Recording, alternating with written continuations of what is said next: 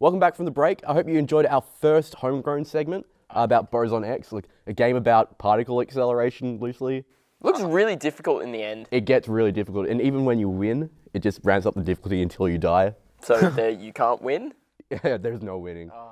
Next week we actually have another homegrown with the guys from Frame, so a cool kind of graphic novel style where you move frames, and it's cool. Check it out next week. Well, I'm not a big fan of getting games on my phone. I don't normally sit there and just kind of play on my phone. I use it as a phone, as you do.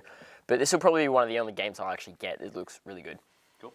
So Vince, why don't you tell us what you're going to do in the next segment? Well, if people don't know I like Halo by now, then you should. But here's a little WG 101 on Griffball.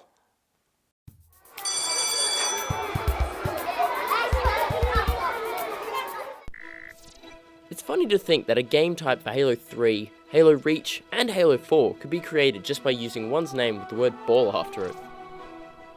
In episode 59 of Red vs. Blue, an online Halo machinima series created by Rooster Teeth, Griffball is mentioned just the once, and Bungie, the developers of Halo at the time, picked up on this and decided to spruce up the online matchmaking playlist with a new revolutionary game type. This is the best game since Griffball. In short, Griffball is an assault game type which has been loosely based on rugby. There are two teams, mainly of 4, which fight with energy swords and gravity hammers in a playfield with 0 obstacles. The objective is pretty easy. Race to the bomb in the center of the map, grab it, and drop it at the enemy team's spawn point. Seems simple enough, right? Wrong. So very, very wrong. There are a few catches with Griffball. Players have their health set to 10%, and damage increased to 200%, which makes you super vulnerable. Only once you pick up the bomb do you have any form of defenses. You gain a ×2 overshield, 150% speed boost, and your damage resistance increases to 150% as well. Even then, things are still difficult, as the entire enemy team aims for you and you only have your fist and the bomb to fend them off. Oh yeah, and if you think it couldn't get much harder, you also turn orange when you pick up the bomb, which makes you stick out like a sore thumb on the playfield. If you're lucky, then I can't stress enough how lucky you have to be. You'll get teamed up with other players who follow the objective by defending you, and not just spawn camp the other team's spawn point. Seeing as players only take 3 seconds to respawn, it's easy to get quick experience, kills, and rare medals. Be sure to use your radar and avoid your teammates as much as possible, because you will accidentally kill them just as often as they will kill you. Betrayal. Now on to the important information. Tactics and stuff. I played Griffball on Halo 3, Halo Reach, and Halo 4 for countless hours, and I think I've learnt a few things during that time, so let me share my wisdom.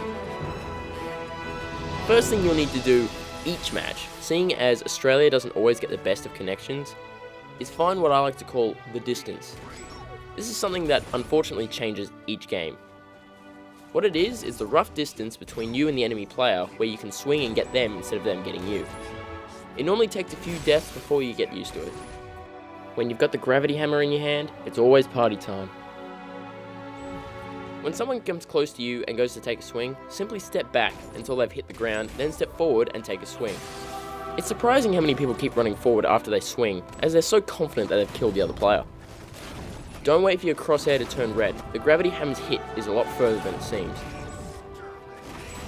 Another one I've learnt is right at the start of the game when you rush the bomb, just before you reach it, jump in the air and aim on a slight down angle while roughly guessing the middle of where the enemy players are located and swing.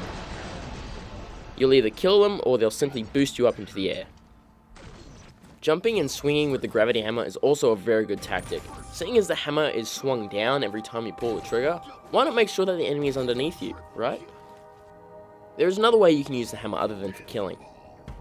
All you have to do is simply face away from the direction you want to go, jump, and swing at the right time and you'll be propelled towards where you want to go. It also works with the ball carrier. Seeing as they have an overshield, they can jump and you can swing to launch them across the playfield. The energy sword is a fine weapon to master in Griffball. Quite difficult to use on a regular basis in this game type though. You'll have to teach yourself when to use the trigger to lunge and when to press B for a quick swipe. If you ever plan to get locked in an epic sword fight with someone, make sure the first attack is a lunge with the trigger, then quickly hit B after. I've won 99% of my sword battles with this method.